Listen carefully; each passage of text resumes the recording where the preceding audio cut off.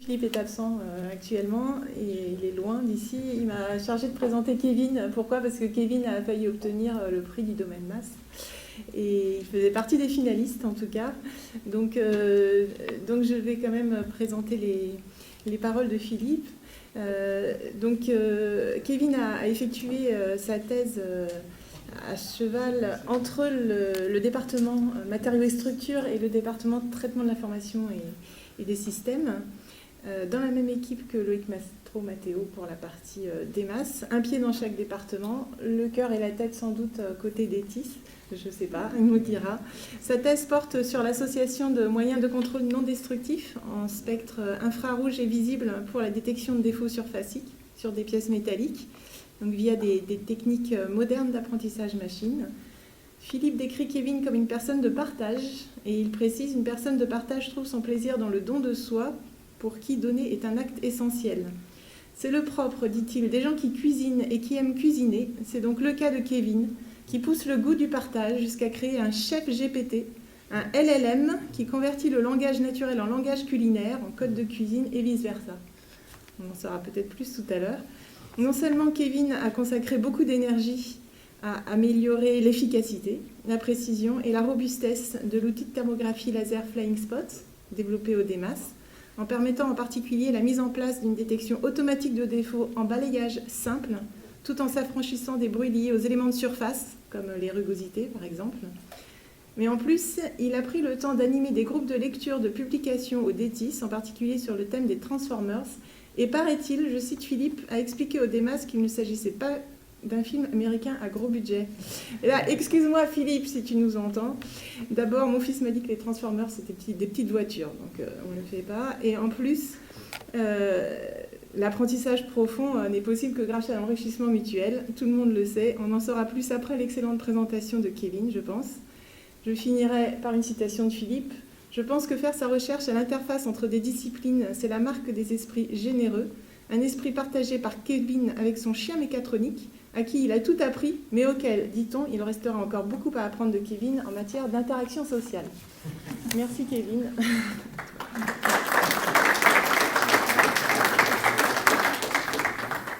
Donc, bonjour à tous. Comme ça a été dit, je m'appelle Kevin Helvig et donc je vais vous présenter mon travail de thèse qui ne concerne pas les ChatGPT culinaires a priori, l'apprentissage multicapteur pour le contrôle non destructif de matériaux. Comme ça a été dit, ma thèse est co-encadrée donc, entre le DEMAS et le DETIS. Donc je vais introduire quelques éléments de contexte avant de présenter le travail. Donc, on se concentre sur l'examen non destructif, le contrôle des matériaux, donc sur des surfaces métalliques complexes. Donc on va avoir dans le monde industriel actuel des surfaces qui sont de plus en plus complexes, compliquées à analyser, avec des pièces qui vont présenter des courbures, des géométries de surface, des états de surface aussi qui peuvent être très variables, donc des surfaces qui sont non revêtues, dues à l'usure par exemple, ou par état naturel, des surfaces qui vont être revêtues soit par l'usure encore, l'oxydation, on peut penser à de la rouille, soit de l'usure, du revêtement qui est fonctionnel, des revêtements protecteurs ou autres. Donc dans ce contexte-là, on doit arriver à détecter des fissures. Donc vous avez un exemple en microscopie visible ici. Donc avec la fissure, on va zoomer sur cette fissure pour l'illustrer un peu, de longueur millimétrique. Et on a un peu des indications sur l'état de surface et la rugosité sur la surface. Voilà. Donc je vais présenter la technique Flying Spot. Donc c'est la technique que je vais associer à l'apprentissage machine.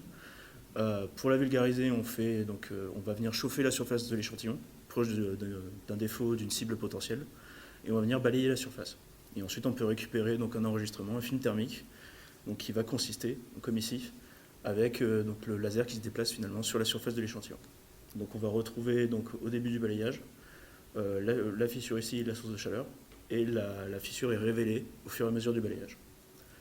Donc ce film-là, une fois qu'on l'a récupéré, on peut le post-traiter, faire ce qu'on appelle des cartes thermiques. On va venir compiler, additionner l'ensemble des images d'un enregistrement.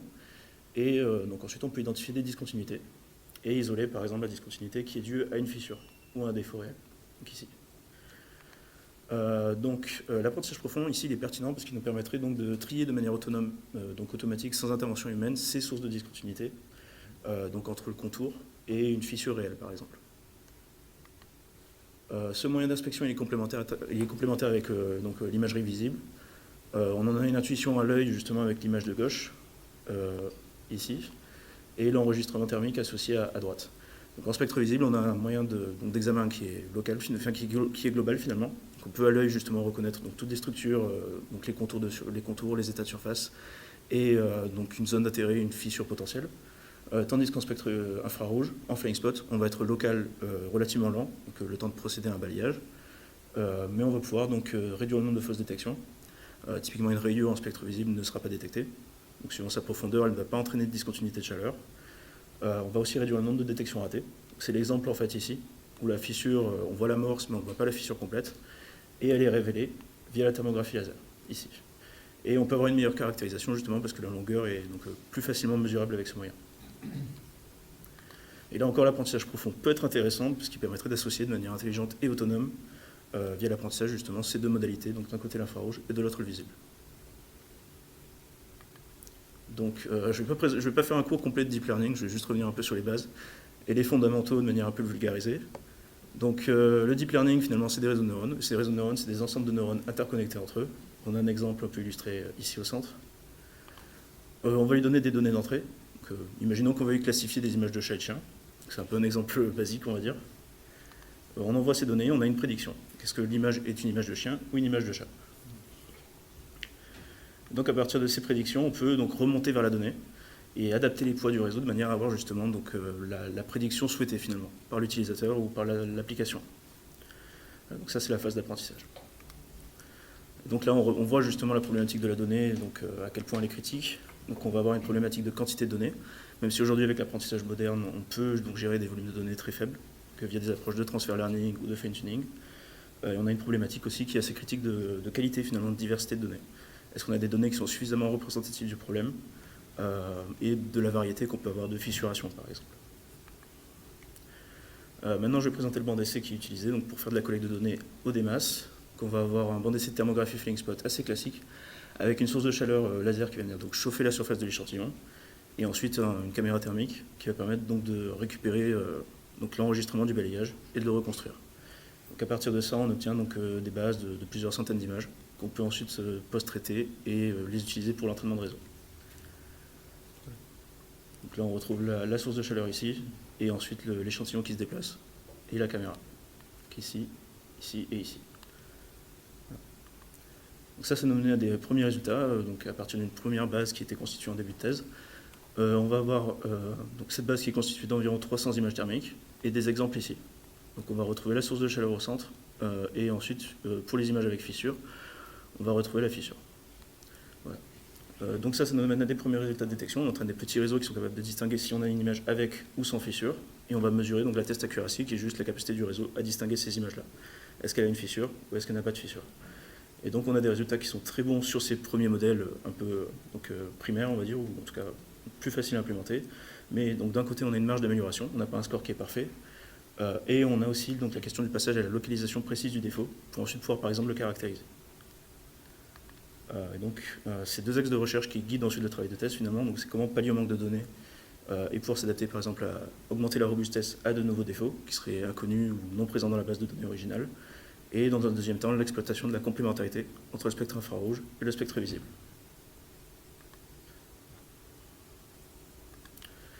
Donc je vais d'abord présenter le premier axe, l'augmentation de données en spectre infrarouge. Donc je vais d'abord présenter ce qu'on appelle des modèles de diffusion pour de la synthèse d'images. On va générer des images artificielles pour augmenter notre pool de données finalement. Et ensuite, je présenterai une base de pré-entraînement qui cette fois-ci est réelle, mais sur des échantillons très simples. Et comment on peut exploiter cette base très simple pour des échantillons plus complexes. Dans un deuxième temps, je présenterai le travail de fusion multispectrale avec d'un côté une contribution méthodologique. On construit une nouvelle architecture et on la propose dans la littérature. Et la mise en application des réseaux de fusion donc pour le contrôle des matériaux. Donc, pour l'augmentation de données, on a ce qu'on appelle la synthèse d'images artistiques, qui est donc devenue assez courante aujourd'hui. C'était une petite révolution de ces dernières années. Et donc on a ces nouvelles images qui ont plus ou moins envahi Internet et qui posent même des questions, on va dire, sociétales sur donc, à la fois les droits artistiques et le deepfake, par exemple. Donc ces images, on les obtient donc grâce à un bruit aléatoire et une description de texte. Et on utilise ce qu'on appelle un modèle de diffusion par débruitage. Voilà. Donc, je vais présenter très rapidement ces modèles de manière assez synthétique. La phase d'apprentissage, elle se fait donc à partir d'une base d'images réelles, et le réseau va apprendre de manière très progressive, couche après couche, à la transformer en un bruit gaussien. Donc finalement la neige qu'on peut avoir sur une vieille télé par exemple. Une fois qu'on a appris justement à convertir ces images réelles en un bruit, donc à le faire de manière efficace, on peut donc appliquer la transformation dans le sens inverse. Donc passer du bruit, d'un bruit aléatoire, donc d'une neige aléatoire, et progressivement la transformer en une image synthétique cohérente par rapport à la base d'images réelles finalement. Et donc ces modèles-là, qu'on appelle des modèles de diffusion, ils sont devenus state of the art, les plus performants pour la génération d'images, en particulier dans le domaine artistique.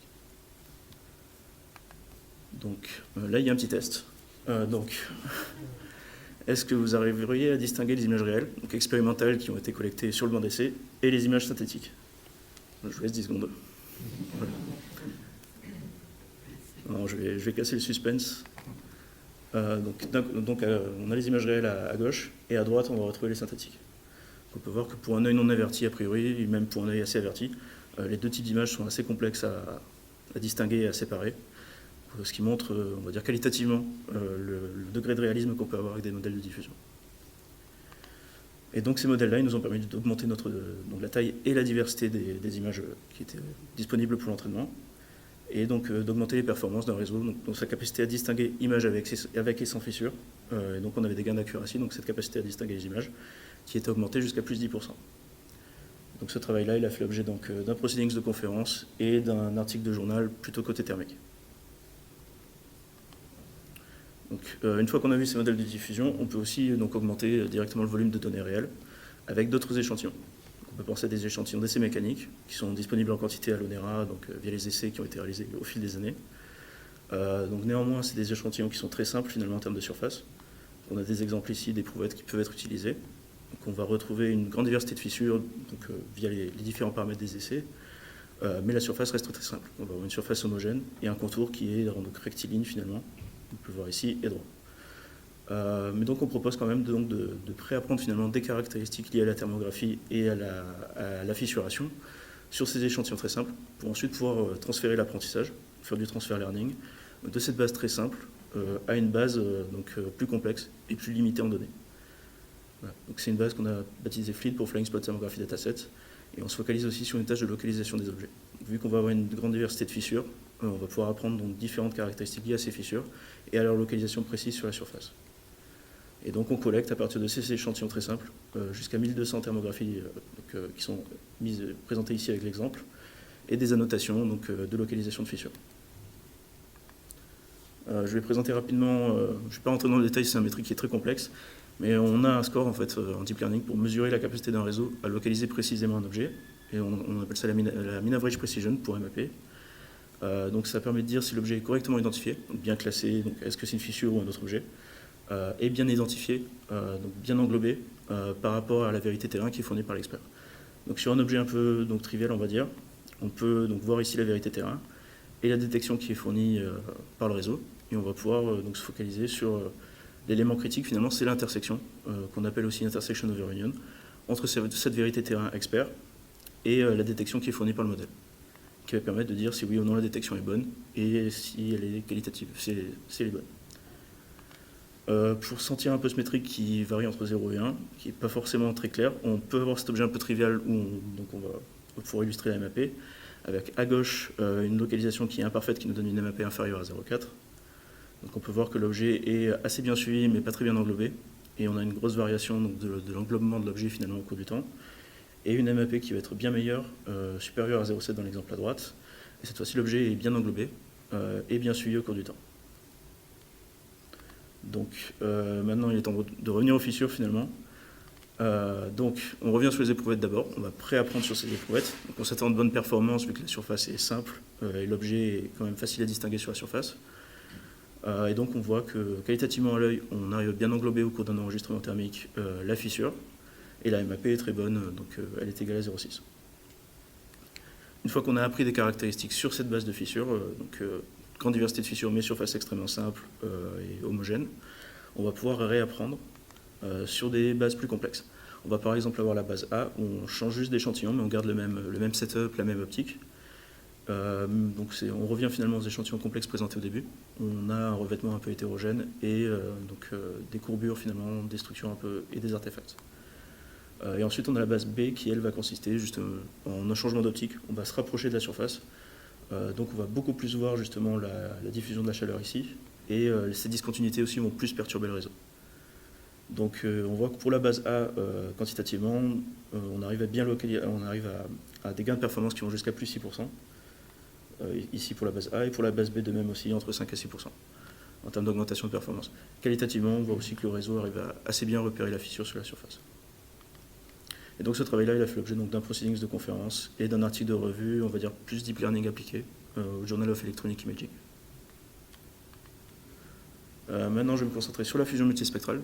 On a d'un côté un apport théorique, entre guillemets, donc méthodologique. On construit une nouvelle architecture de fusion multispectrale. Et donc on va venir la comparer aux problèmes de référence en fusion infrarouge visible, donc notamment en surveillance. Et ensuite on passe à l'application au contrôle des matériaux. Donc on propose une nouvelle architecture donc, de fusion qui va être basée sur les transformers. C'est une architecture qui va fusionner l'information infrarouge et l'information visible, de manière à faire de la localisation d'objets par exemple. Cette architecture on la base sur les transformers qui sont une nouvelle architecture de fusion. Donc je ne vais pas rentrer dans le détail, donc c'est pas ces transformers-là, donc rien à voir avec les voitures. C'est plutôt ces transformers-là. Je ne vais pas présenter, parce que c'est un peu plus technique pour le coup. Juste retenir que ça peut être une architecture qui peut mieux gérer des désalignements, donc en associant différentes informations localement, on va dire, entre elles. Et donc cette architecture-là, on peut à partir de ces réseaux-là donc construire cette architecture. Là encore, je ne vais pas entrer dans le détail, ça peut être vite assez usine à gaz, on va dire. Mais l'idée principale, c'est qu'on va donc extraire un peu pré-traiter, pré-mâcher les informations visibles et infrarouges. Et ensuite, on va utiliser des transformers donc à la fois pour réassocier ces informations et donc estimer ensuite la position d'objet et donc sa localisation. Donc cette architecture, on l'a confrontée à d'autres architectures de l'état de l'art sur des problèmes de référence. On va dire qu'en deep learning, les problèmes de référence, c'est plutôt de la surveillance et de la conduite autonome. Donc on a deux datasets majeurs, donc d'un côté FLIR et de l'autre les VIP. Et donc sur ces deux datasets-là, on arrive à une meilleure performance de localisation d'objets, et notamment donc un meilleur englobement des objets qui est montré par des augmentations de MMAP par rapport à l'état de l'art. Donc ce travail-là fait l'objet d'une soumission en cours en workshop à la conférence CVPR. Donc juste qualitativement, ici on a des exemples de localisation. Donc maintenant le passage à l'application en CND, donc on est en train de finaliser la collecte d'une base de données infrarouge visible qui sera diffusée pour la communauté. On a le banc d'essai ici avec l'imagerie visible qui est récupérée par l'adjonction d'une nouvelle caméra. Et ici vous avez des exemples de paires. D'un côté une paire avec fissure et une paire sans fissure. Spectre visible ici parce qu'on a rajouté un filtre orange et donc l'infrarouge ici. Voilà. Et donc à partir de cette base de données là, on va pouvoir donc tester notre architecture de fusion et à nouveau la confronter avec des architectures de l'état de l'art, ce qui permettra finalement dans la communauté du deep learning et des matériaux de proposer justement ce nouveau problème qui sort un peu de la surveillance et de la conduite autonome. Donc, je vais conclure sur le travail qui a été mené. Donc on a une grosse phase de collecte justement de données expérimentales en spectre infrarouge et en spectre visible aussi. Donc au cours de ces 3 années, de manière à collecter et agrandir les datasets disponibles, le passage aux éprouvettes, donc ce genre de choses. Pour le premier axe qui consistait en la consolidation des performances en spectre infrarouge face au faible volume de données, donc on a proposé dans un premier temps l'utilisation de la génération d'images via les modèles de diffusion, donc les images synthétiques finalement, et ensuite le transfert d'images réelles disponibles en quantité mais très simple vers des échantillons plus complexes. Donc ça c'est le deuxième travail qui consistait donc en la constitution des datasets fluides pour la localisation. Pour l'exploitation de la complémentarité entre le spectre infrarouge et le spectre visible, donc on a eu un premier travail méthodologique, donc on va dire côté computer vision, où on a construit une nouvelle architecture de fusion et la constitution d'une nouvelle base de données pour pouvoir la confronter donc, au problème des matériaux. Donc les perspectives qui sont ouvertes, donc ça peut être notamment l'introduction d'une loi physique, type diffusion de chaleur ou advection-diffusion lors de l'apprentissage. C'est une loi, si on repense par exemple aux images qu'on avait sur l'OB, sur les échantillons métalliques, on pourrait mieux gérer les instabilités qui sont dues justement à la diffusion de chaleur. Donc ça c'est tout ce qu'on appelle les approches PINS pour Physics Informed Neural Networks, qui font l'objet d'un sujet de thèse dans le cadre du PRF Axio. Donc, juste pour récapituler avant de finir, vous avez ici donc, les publications en revue, toutes acceptées, et les communications, donc d'un côté les communications publiées disponibles en ligne, et de l'autre celles qui sont acceptées ou en cours de soumission. Donc merci de votre attention et je suis disponible si vous avez des questions.